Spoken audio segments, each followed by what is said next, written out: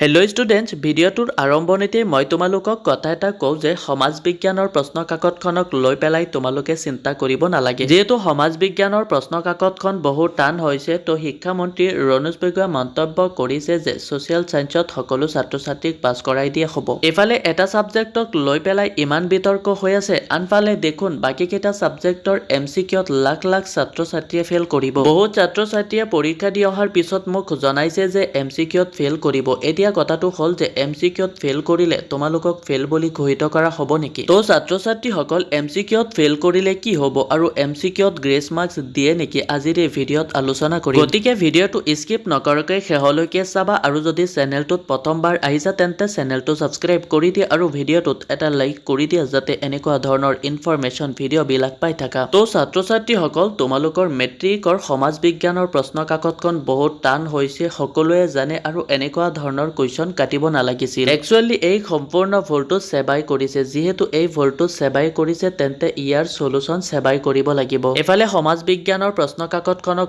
লৈ পেলাই বহু বিতৰ্কৰ সৃষ্টি হৈ আছে, আনফালে দেখোন MCQত লাখ লাখ ছাত্ৰ ছাত্ৰীয়ে ফেইল কৰিব, তেন্তে ছাত্ৰ ছাত্ৰীৰ জীৱন কি হ'ব? বহুত ছাত্ৰ ছাত্ৰীয়ে মোক কুৱেশ্যন কৰি আছে যে MCQত ফেইল হ'লে পাছ কৰাই দিব নেকি আৰু MCQত গ্ৰেছ মাৰ্কছ দিয়ে নেকি? যিহেতু চেবাই এইবাৰ নতুন নিয়ম বনাইছে যে MCQ আৰু থিয়ৰী দুইটাতে এক্সট্ৰাকে পাছ কৰিব লাগিব। এতিয়া কথাটো হ'ল যে MCQত গ্ৰেছ মাৰ্কছ দিব নে নাই? একচুৱেলি MCQত কোনো ধৰণৰ গ্ৰেছ মাৰ্কছ দিয়া নহয়, কিন্তু তোমালোকক থিয়ৰীত গ্ৰেছ মাৰ্কছ দিব পাৰে, 4-5 নম্বৰ দিব পাৰে। একচুৱেলি MCQত গ্ৰেছ মাৰ্কছ দিয়াৰ এনেকুৱা ধৰণৰ কোনো চৰকাৰীভাৱে নটিচ জাৰি কৰা হোৱা নাই। এবাৰ যিহেতু ইংৰাজীৰ বাহিৰে বাকী কেইটা ছাবজেক্টৰ কুৱেশ্যন পেপাৰ বহুত ইজি আহিছে, তো ছ'চিয়েল ছায়েন্সৰ কাৰণে তোমালোকে চিন্তা কৰিব নালাগে, সেইটো চেবাই ঠিক ঠাক কৰিব।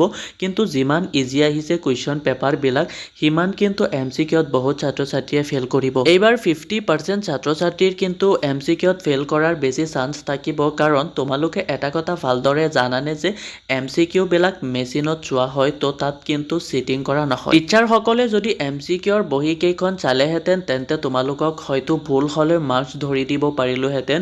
যিহেতু MCQ কেইটা অৰ্থাৎ OMR চিটখিনি মেচিনত চোৱা হ'ব, তো ভুল হ'লে কিন্তু ভুলেই হ'ব, তোমালোকক এক্সট্ৰা মাৰ্কছ দি দিয়া নহয়। তো সেইকাৰণে এইবাৰ কিন্তু 50% ষ্টুডেণ্টছে MCQত ফেইল কৰাৰ চান্স থাকিব, কিয়নো যিহেতু MCQত কোনো ধৰণৰ গ্ৰেছ মাৰ্কছ দিয়া নহয়।